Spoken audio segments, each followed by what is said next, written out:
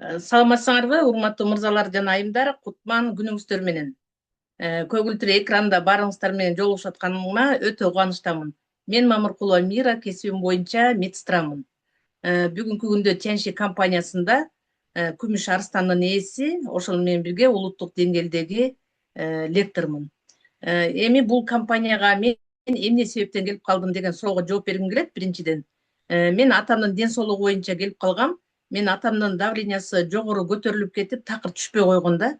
Ошондон улам биз изденүү салдык да. Анан биз Ош базардагы жана подвалда аппаратура сата турган жерге бардык дагы, ошол жерден давленияны ченей турган аппарат алмак болдук да. Ошол алып атканда сатуучу кыз бизге аябай жакшы сөз айтты да. Кыздар, бул жөн эле аппарат да.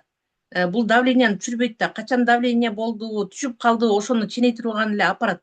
Ал эми сиздерге деген мындай толугу менен айыктыра турган мен бир чайды айтайын деп айтып калды да. Ал көрсө Тяньши компаниясынын бүгүнкү күндө биз айтып калабыз, антилипидный чай деп. Ошол жөнүндө айтып берди да. Анан биз эшикке чыгып аппаратты дагы сатып алдык. Анан атабызга айттык да, билесиңер, тиги жактан ушундай бир кыз бизге ушундай сөз айтты десек эле, ошол жерден атам дароо эле суусап, ошол чайды тапкылачы мен кыздарым деди. Биз ошол чайды таптык, компанияга келип чайды алып ичкенден баштап давлениясы күндөн күнгө ылдый түшүп, өзү сергек болуп, давлениясы толугу менен жок болду да.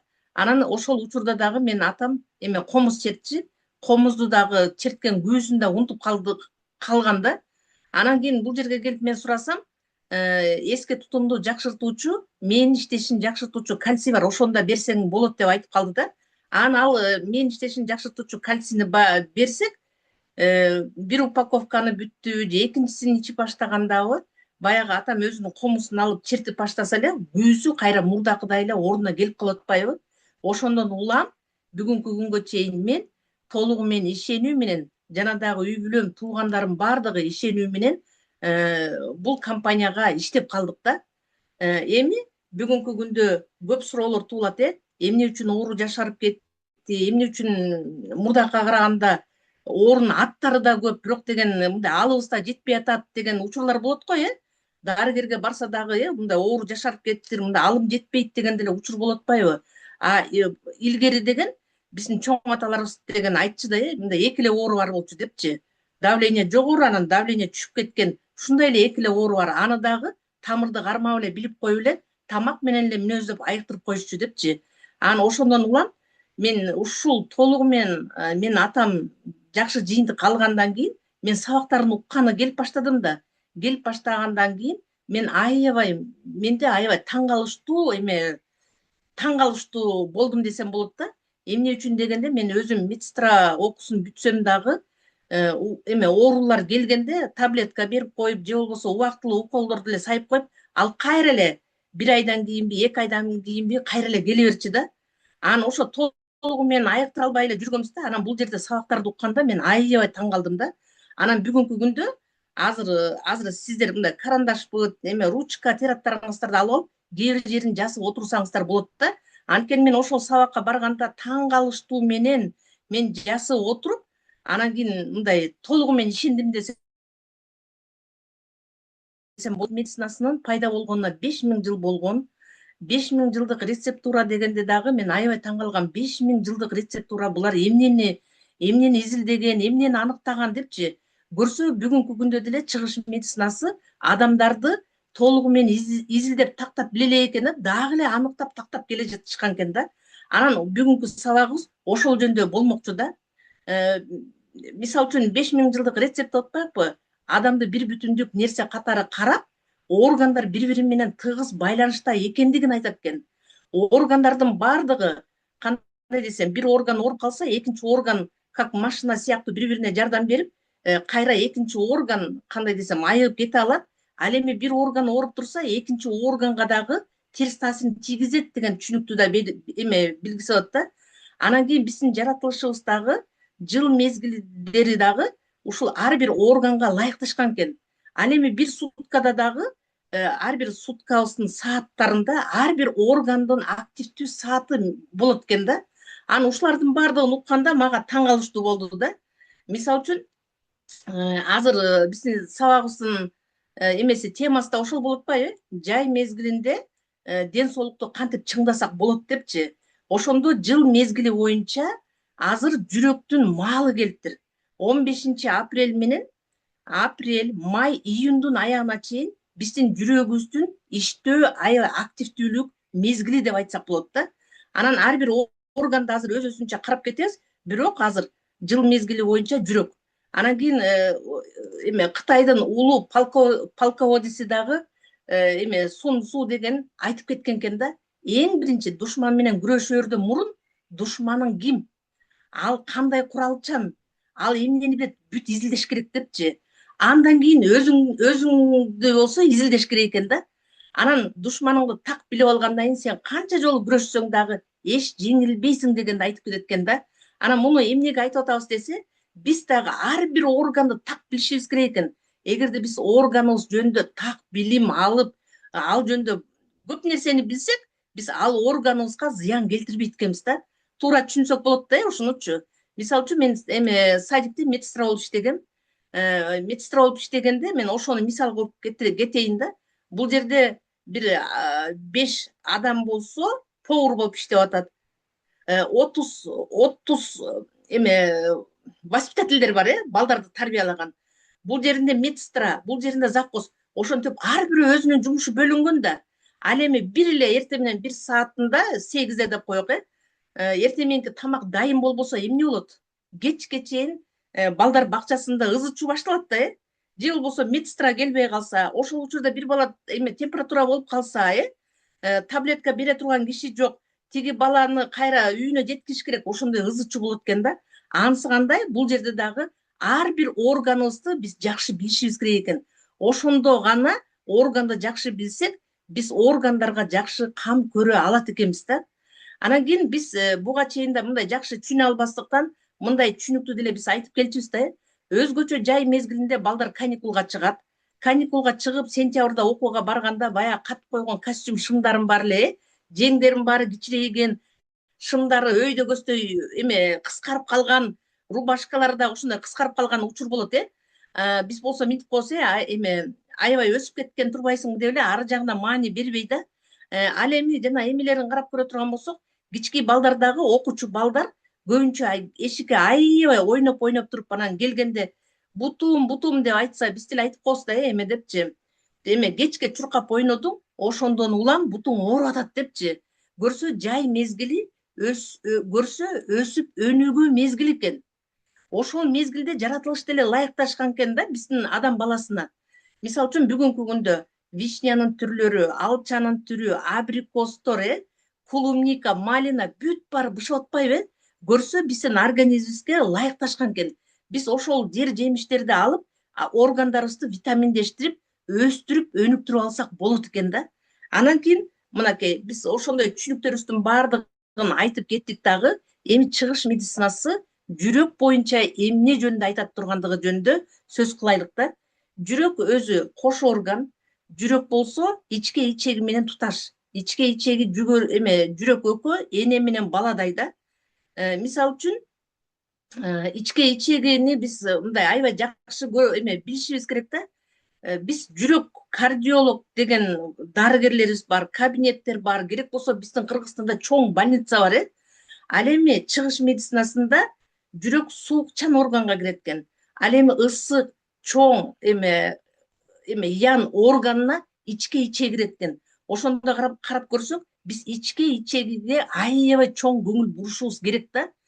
Кантип дегенде, ичке ичегиде баардык минерализация же болбосо витаминдердин баардыгы ошол жерден сиңип, биздин жүрөгүбүзгө, андан кийинки баардык органдарга кетет да. Ошондуктан бүгүнкү күндө биздин ичегилерибизде ар кандай курттун көптөгөн түрлөрү болушу мүмкүн. Ошол курттар болсо мындай жок болмоюнча, ичке ичеги аркылуу биздин жана ичип аткан же болбосо жеп аткан минералдар, витаминдер ошолордун баардыгы сиңбей калат экен. Ошондуктан бул жерде биз ичке ичегиге аябай көп чоң көңүлүбүздү бурушубуз керек да. Анан кийин карап тура турган болсок, жүрөктү биз эмне деп элестетсек болот да. Жүрөк мынакей органдардын эң императору деп айтып койсок болот да. Жүрөк император болуп турат дагы, ошондо кандай десем, кечке мондай кыймылдап, ритмикалык түрдө кыймылдап, ошондо ар бир органга, тканьдардын баардыгына азык заттарды жеткизет. Ошону менен бирге кан тамырга болсо канды айдайт. Ошону менен бирге эле ушул учурда ар бир орган, тканьдардагы, кан тамырлардагы мочевой кислота, ар кандай тустарды, углекислый газдардын баардыгын кайра чыгара алат экен. Ошондой чыгарыш үчүн биздин жүрөгүбүз ар дайым жакшы иштеш керек. Ал үчүн да витаминдери болуш керек да.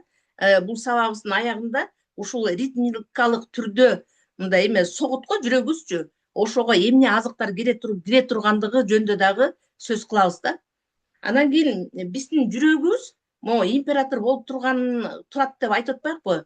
Органдардын ичинен эң чоң император болгондуктан император эч качан оорубайт, ага кеч жетиш керек экен да. Качан кимдин жүрөгү ооруп калган болсо, ага башка органдар түрткү берди деп айтып кетсек болот экен да. Мисалы үчүн жүрөктүн ооруп калганына эмне себеп болот? Мисалы үчүн кимдин боорунда мындай аябай чоң, кандай десем, боору аябай кирдеп, май басып кеткен, өтүн алдырып же болбосо таш пайда болгон учурда жүрөккө доо кетет экен. Анан экинчи дагы чоң органыбыз болсо көк боор уйку без. Мисалы үчүн көк боор уйку без жана ашказанда кандай болот да? Ким жана суу сабатам десе, кекире берген болсо, ошолордо, ошол учурларда ошол органга көңүл буруп айыктырбаса, ал органдарда жүрөк оорусуна алып келип коет экен да. Анан дагы бир кызыктуу нерсеси да, кимдики жүрөгү мындай кечинде приступ берип же болбосо жүрөгүм оорутат деген учурларды биз байкасак болот да. Ошондо сааттарды карашыбыз керек экен. Кимдин жүрөгүм оорутат десе эле саатты карап көрүшүбүз керек экен. Анткени бул чыгыш медицинасында ар бир органдын иштөө сааттары бар. Мисалы үчүн, жүрөктүн приступу түнкү 1 менен 3-түн ортосунда кармаган болсо, бул боордон. Жүрөк эмес да, боордон да.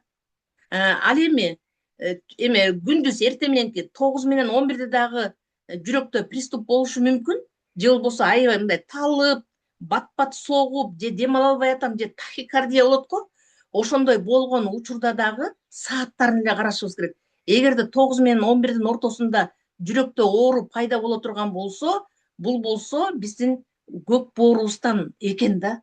Ошондуктан бул жерде эң жакшы жери ушул экен да, сааттарын карап калышыбыз керек экен. Анан ошондо биз сааттарын караганда дагы эртең мененки таңкы 5 менен 7дин ортосунда жоон ичеги өпкөнүн меридианы да, ошол жерде дагы жүрөк мындай уюп, ооруган болсо, ошол өпкөдөн экенин билсек болот экен. 6 менен кечки 5 менен 7дин ортосунда жүрөк мындай ооруган болсо, анда бөйрөктөн деп билсек болот экен да. Көрсө жүрөк өз алдынча оорубайт экен да. Жүрөк оорусу кеч болуш керек экен. Эгерде башка органдар ооруп турса, ошого түрткү берип салат экен да. Ошон үчүн жүрөктүн оорусун башка органдардан биз издешибиз керек да. Азыркы мезгилде биз эмне үчүн жүрөк жөнүндө айтып атабыз дегенде, мезгил боюнча бул жүрөктүн меридианы да. Ошону менен бирге жүрөк ушунчалык чоң орган болгондуктан, ал эмне үчүн дагы күчтүү десек, башка органдарга караганда бул кошумча дагы 2 меридиан каналдан турат да. Ал болсо перикард тройной обогреватель да. Ошондо жүрөк деген баардык органдардын иштөөсүн жана системалардын баардыгын мындай башкарып турат десек болот экен да. Ошондуктан биздин жүрөгүбүздүн иштешин жай мезгилинде аябай жакшы карап көңүл бурушубуз керек да. Анан бүгүнкү күндө мындай да оюбузду же болбосо көз чаптырып карасаңыздар, ушул күн ысыганда мондай инсульт болду, инфаркт болду дегенди көп угуп аткандар бардыр да. Көрсө жыл мезгили боюнча жүрөктүн мезгили башталды да.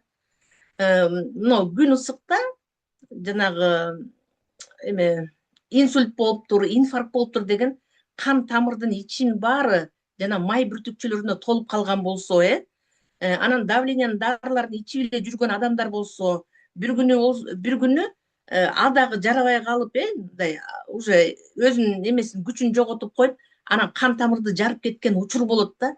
жүрөк жактан жарылса инфаркт, ал эми баш жактан жарылса инсультка дуушар болуп аткан адамдар аябай көп да. А көрсө жыл мезгили боюнча кимдин жүрөгү, жыл мезгили боюнча жүрөк болуп атпайбы? Жүрөк жакта эме кандай десем, оору бар болсо, кан тамырлары бир болсо, сөз жок эле мени кара, мага көңүл бур деген мезгил экен да. Ошондуктан инфаркт, инсульт алып аткандар дагы аз эмес да. Ошондуктан азыр ушул жай мезгилинде жүрөктүн кан тамырдын баардыгына аябай көңүл бурсак болот да. Анан эми биздин дарыгерлер дагы мындай скорыйны чакырсаң же болбосо кардиолог врачтарга барганда дароо эле айтышат, эме тилиңди көргөзчү деп, тилиңдин астын аччы деп. А көрсө биздин азыр өзүңүздөр деле же сабак бүткөндөн кийин деле күзгүнүн астына барып тилиңиздерди өйдө көтөрүп карасаңыздар, тилдин астында эки мындай кан тамыр кетет. Ошол кан тамыры аркылуу деле кан тамырым кандай экен деп билсеңиздер болот да. Капкара болуп, мындай капкара болуп турса, ал болсо эме ичке ичеги менен жүрөк туташ болуп атпайбы? Аябай кан тамыр кир дегенди билгизет да. Ошодон эле өзүңүздөргө диагноз койсоңуздар болот экен. Керек болсо дарыгер келгенде да жүрөк ооруганда валидолду тилдин астына сала калат, ошондо жүрөккө дароо эле жардам бере алат экен да. Анан көрсө жүрөк оорусун биз тилден билсек болот экен. Анан бетибизден билсек болот экен да.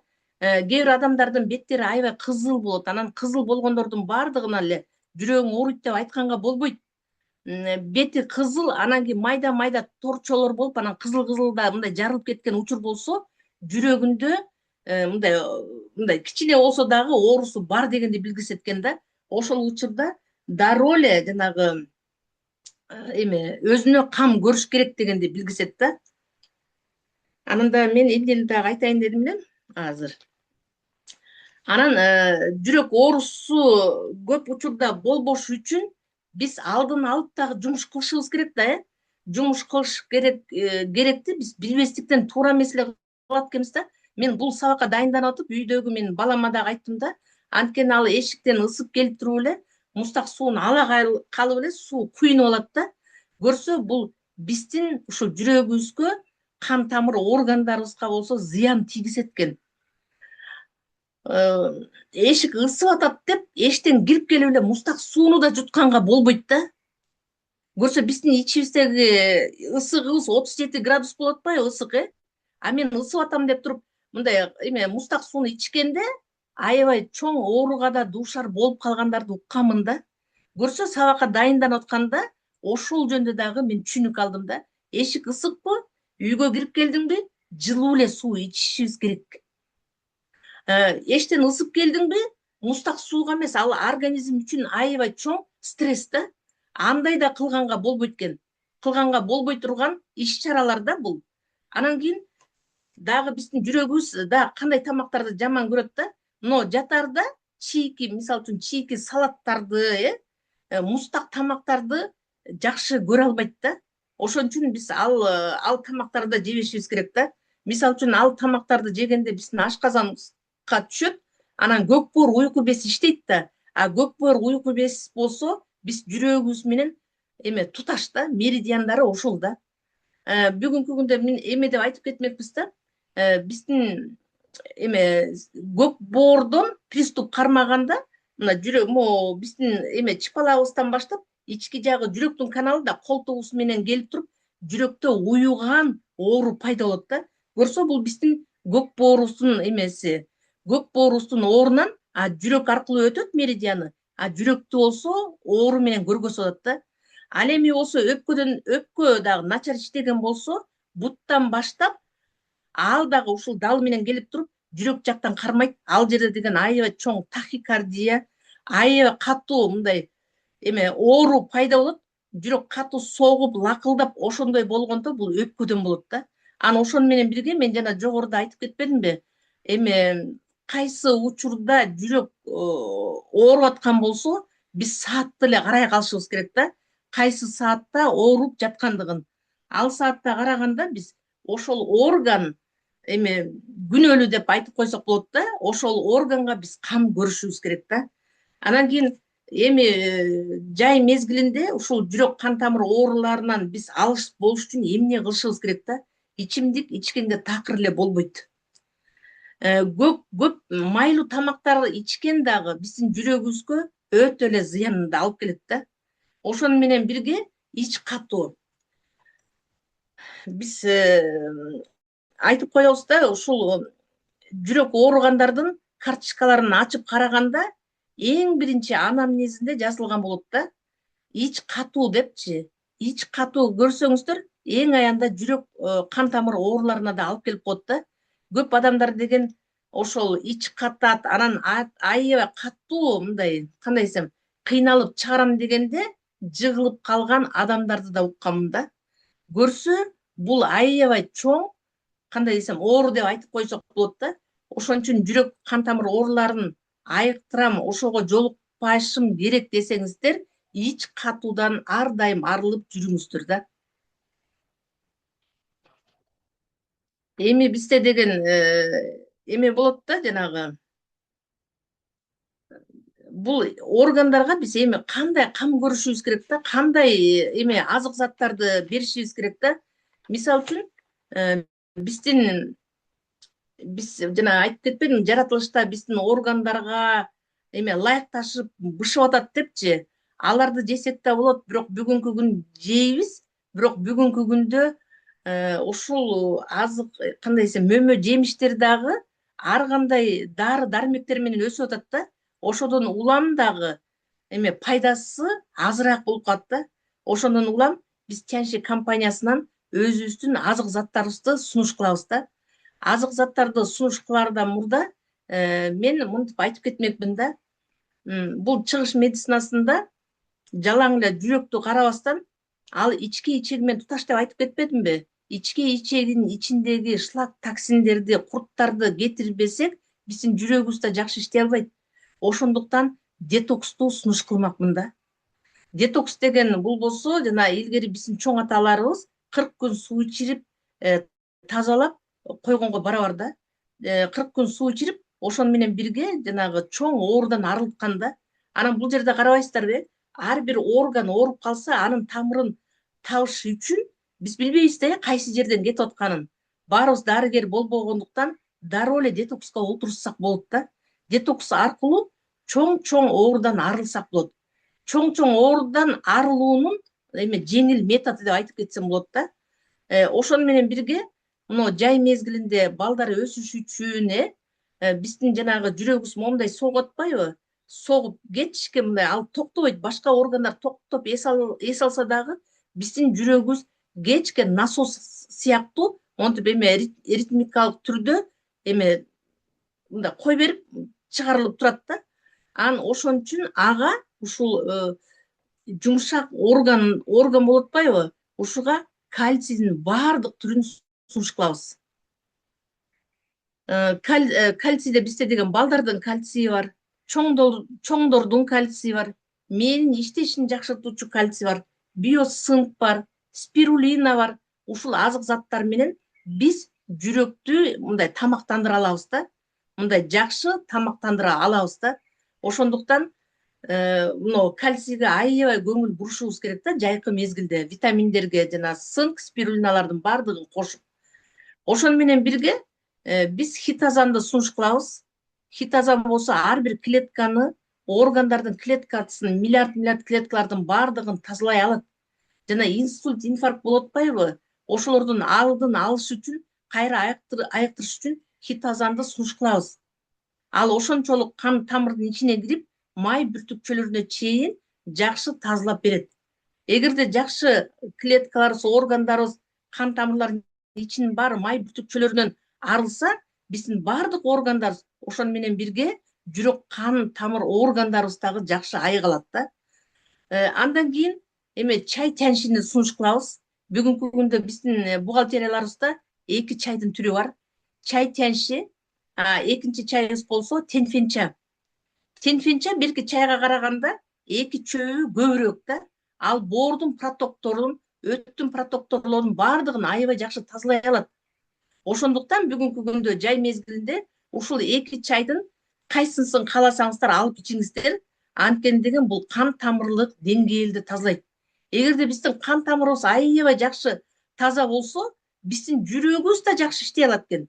Биздин ашказан, өпкө, боор, жүрөк баардык орган тегиз жакшы иштей алат да. Ошону менен бирге ИК-нын азык затын сунуш кылабыз. ИК-нын азык заты болсо ар бир клеткага аба киргизет. Мисалы үчүн өпкөгө аба киргизсе, биздин жүрөгүбүз аябай жакшы иштейт. Ошондуктан ИК-нын азык затындагы жай мезгилинде мындай ден соолукту чыңдаш үчүн сунуш кылабыз да. Андан кийинки азык затыбыз болсо кардицеп. Кардицеп болсо иммуномодулятор, жүрөктүн баардык ооруларына, эгерде оору болсо, оору жок болсо алдын алыш үчүн, анан айыктырыш үчүн дагы биз сунуш кылабыз да. Жүрөккө, өпкөгө, боорго, бөйрөккө баардык органга аябай жакшы жардамын бере турган азык затыбыз болсо ушул кардицеп. Анан бүгүн мен кылып калдым да, бир маалыматтарды угуп, анан ошону да айтып кетейин деп калдым да.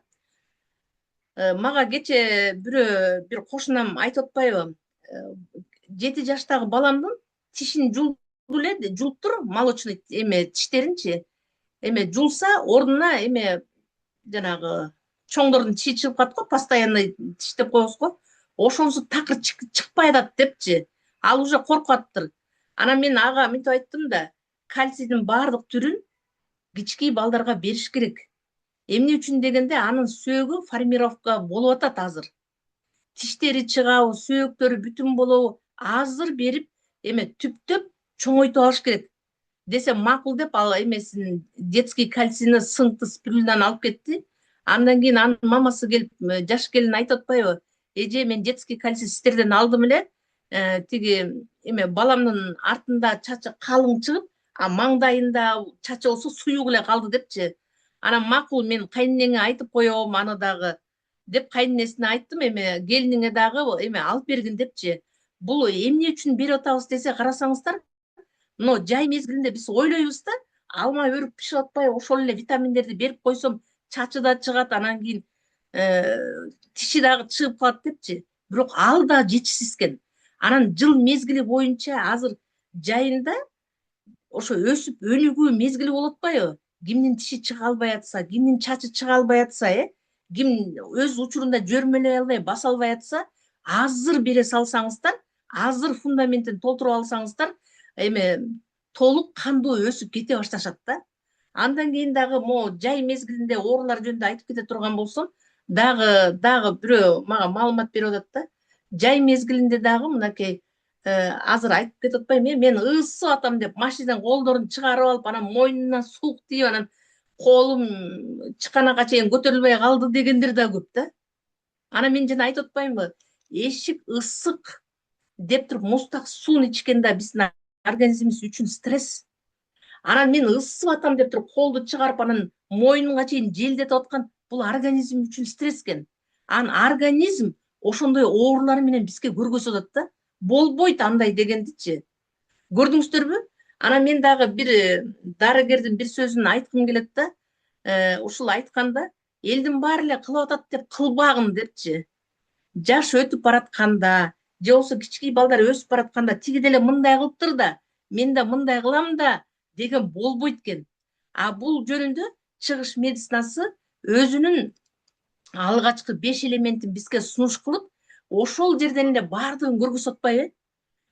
Бул органды жакшы карасаң, бул органың жакшы иштейт. Муну жакшы карасаң, бул органың жакшы иштейт деп, ар бир органды тизип бизге көргөзүп атат. Анан ар бир органдын жыл мезгилдери, анан бир суткада да сааттары бар экендигин да бизге көргөзүп атат да. Анан кийин көрсө, биз ошол илимди окуп түшүнүп алып эле иш кылышыбыз керек да. Анан кийин мен да жана үйдөгүлөрүмө айтып калдым, эштен келип эле сууга түшкөнүңөр токтоткула, дароо эле муздак суу жутуп алган токтоткула. Эгерде жашыраак организм болсо дагы билинбейт, а мындай улгайып баратканда ошондой болсо, чындап эле ошондой кандай десем, случайлар бар да. Эштен ысып келдим деп муздак суу ичип алып, жыгылып калгандар да бар да. Ошодон мындай сак болойлук.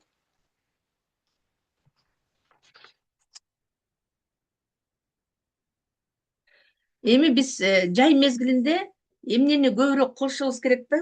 Эмнени көбүрөөк кылышыбыз керек? Мына жүрөк кан тамыр органдары жакшы иштеш үчүн, деги эле баардык органдар жакшы иштеш үчүн, биз узак жашашыбыз үчүн биз деген мындай кыймыл аракетибиз аябай көбүрөөк болуш керек да. Кечинде эрте жатып, эрте турушубуз керек. Анан ошол менен бирге мына күн ысык жай мезгилинде узак уктаган өтө зыян алып келет. Ошону да бүгүнкү сабактан дайынданып атып, бул Кытай Тибет медицинасынын илимдеринен алдым да.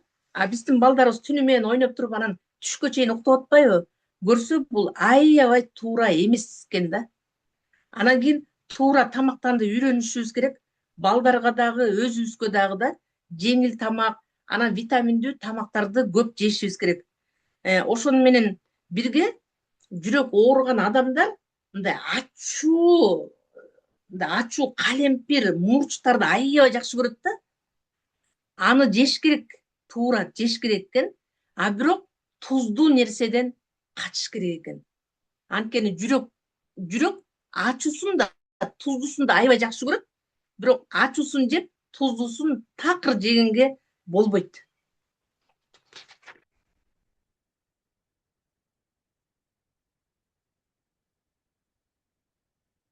Ошону менен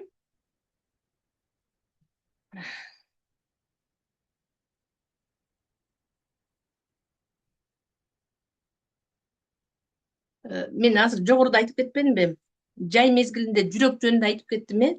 Бир эле жүрөк жай мезгилинде иштөөчү орган эмес. Апрелдин 15-нен баштап май, июль, август 2 ай бул да жай мезгилине кире турган органдарга кирип атпайбы? Биздин көкбоор, уйку без, ашказан. Бул башка органдардан эң күчтүү, эң коркунучтуу орган да. Ал башка органдар 2,5 ай активдүү иштесе, бул орган болсо 2 эле ай активдүү иштейт. Бул орган болсо эме кан пайда кылган орган. Бүгүнкү күндө келиндер, кыздар анемия менен ооругандар аябай көп. Аз кандуулук менен ооругандар аябай көп да. Ошонун баардыгы туура эмес, кандай десем, жашоо жүргүзүп атканыбыздан болуп атат да. Анан бүгүнкү күндө бул органга жардам бериш үчүн бизде аябай сонун азык заттар бар. Бул кытайлыктар айтып коет, бул органды эме канды пайда кылат деп атпайбы? А Тяньши компаниясында көк жашыл түстөгү кан деп спирулинаны айтат. Мисалы үчүн биз деген бир адам келсе, биз бир упаковка спирулинаны сунуш кылсак, анын ичинде 100 экен деп эле, 100 ичем деп коет атпайбы? А көрсө, бул орган толугу менен айыгыш үчүн 3 ай толугу менен ичишибиз керек экен да. Ошондо гана бул орган айыгалат да. Бул жай мезгилиндеги органдарга кирип атпайбы? Ошону менен бирге бул орган болсо кандай оозубуздун тегерегинен эле билсек болот да. Кимдин оозу могу чети жарылып кеткендер бар, оозунун эмеси кабыктары сыйрылып кеткендер бар, сыйрыла берет. Оозунун тегереги ишылса жанагындай жаралар чыга берет да. Тил болсо кургап эле турат да. Ошолордун баардыгынан ушул орган кандай десем, ушул органга көңүл буруш керек дегенди билгизет да. Мына жакында эле башталат да бул органчы. Анан бул органдагы жанагы чийки тамактарды, мустак тамактарды аябай жакшы көрө албайт да. Ошондуктан бул органга дагы биз аябай жакшы көңүл бурушубуз керек да. Бул болсо органдардын ичинен болсо жүрөк маршал болсо, бул болсо советниги болот экен. Советник болгондо бул органдардын ичинен эң акылдуусу деп айтып кетсек болот да, буну деген топурак жер деп да айтып койсок болот. Эгерде жерди эле мындай өзүн өзү көтөрө албай, биз болсо жерди талкалап эмете бергенде суу каптап ишылса ошондой болот го, мындай силкип жиберет го. Анысы кандай бул орган дагы биздин организмибизде ошондой жумушту аткарат да. Анан мен жакында дагы бир эмени угуп калдым. Жана көкбоор уйку без болуп атпайбы? Бул эң коркунучтуу орган да. Буга аябай биз кам көрүшүбүз керек. Мына жайында ысып атам деп мустак суу ичип, анан мустак сууга түшүп чийки тамак, чийки жанагы сайыстен салат, ошондойлорду жакшы көрбөйт да. Анан ошондойлорду жей берип, бул органды оорутуп алышыбыз мүмкүн да. А бул орган ооруп калчу болсо, айыкканы аябай көп убакытты ээлейт да. көп убакытты элейт дагы, айыкпай калышы да мүмкүн да. Анан мен жакында дагы бирөө бизге кайрылды. Ошол эме ошо уйку безин алып коюптур да. Уйку безин дарыгерлер албайт дагы да, мындарандачы. Албайт, анан эми такыр болбой жаткан учурда алып коючу болсо, ал ал киши болсо өзүн аябай мындай жакшылап карап жүрүш керек да. Карап жүргөнгө дагы уже такыр боло албай калат да. Температура өзүнөн өзү эгерде жогорулап кетсе, аны такыр жүрө албайт. Ооруп калса көпкө чейин айыга албайт. Анан кийин эме бизге ошентип келди дагы, бирок даже ала алган жок да. Обострение берсе эмне болот деп. Ошондуктан жай мезгилинде биз жана зыян тийгизе турган нерселерди бул органга кылбашыбыз керек да. Эгерде ушул орган, ашказан менен көкпөр, уйку без ооруп кала турган болсо, көпчүлүк учурда ооруй бере турган болсо, урологиялык, анан гинекологиялык ооруларга да алып келет да. Эгерде мына ким гинекологияларга барып, гинеколог дарыгерлерге барып очередке туруп, мындай көрүнүп кечке эле жүрө бере турган болсо, же эркектер урологко барып эле кечке барып аткандар болсо, булар болсо биздин эме ашказан менен көкпөр, уйку безге эле көңүл буруш керек экен да. Ошол органды азыр могу жай мезгилинде жакшылап карап алса, витаминдештирсе, бул орган айыгып келсе, өзүнүн жемишин аябай төгүп берет да. Ошондуктан мына жай мезгилде биз органдарга жакшы азык заттарды беришибиз керек. Бул көкпөр, уйку бездин, ашказандын эң сүйүктүү тамагы болсо, сынк менен спирулина, хитозан, анан чай. Карасаңыздар, мындай жүрөккө ичип аткан эле азык заттар бул жакка да кетип атат. Сынкты аябай жакшы көрөт. Эме спирулинаны 3 айлап толугу менен ичиш керек. Хитозанды аябай жакшы көрөт. Эгерде уже оору пайда болгон болсо, уже кардицепти бул жерге биз кошушубуз керек да. Андан кийинки болсо, бул жактагы дагы бир органыбыз жаз мезгилинде козголуп, ал уже өзүнүн жыл мезгили боюнча өтүп кетти. Ал боорубуз болчу. Боордо кимдин өтү жок болуп, өтүн таш менен алып койгон болсо, алар ар дайым өмүр бою деп айтып коем менчи, тенфенчаны ичип жүрсө болот. Ал өттүн жумушун аткарат. Эгерде жана өтү жок адамдар тамак күнүгө эле ичип атат, ал жерден кан тазаланып атат да, анан жетише албай калат, уже орган жок болгондуктан. Анан жүрөккө доо кетет экен. Ошондуктан жай мезгилинде биз ушул 3 органга аябай көңүл бурушубуз керек да. 3 органга жыл мезгили боюнча ушул органдардыкы болуп атпайбы? Эгерде бул органдарга биз кам көрсөк, биздин эме өпкөбүз, бөйрөгүбүз аябай жакшы иштейт да. Ошондуктан мен бүгүнкү сабагымды аягына чыгарып жатып, мен сиздерге эмне деп айтып кетмекмин? Келиңиздер, могу жай мезгилин колдонуп калайлык. Жай мезгилин колдонуу менен бирге биздин чәнчик компаниябызда аябай сонун даяр азык заттар бар да. Ошону эле тамак ашыбызга кошуп, туура ичип баштасак эле, биздин органдарыбыз жакшы иштеп баштайт дагы. Эгерде жаш бала болсо, өспүрүм бала болсо, тезирээк жакшы чоңоюп баштайт. Ал эми жашы мындай 40тан 50 жашта болуп калгандар болсо, өзүн жакшы алып жүрө алат. Аны ушулардын баардыгы биригип, биздин ден соолугубуз чың болгонго гана жардам берет да. Мен кыскача болсо дагы жай мезгилинде кайсы органдар жакшы иштей тургандыктары жөнүндө, аларга кандай кам көрүп, жана чәнчик компаниябыздан кайсы азык заттарды ичсе боло тургандыгы жөнүндө сөз кылдым. Баарыңыздарга кунт коюп, өзүңүздөргө пайдалуу нерселерди алып алды деп мен ишенемин. Анда эмесе мен өзүмдүн сабагымды толук жеткиздим деп эсептеймин да. Жакшы калыңыздар.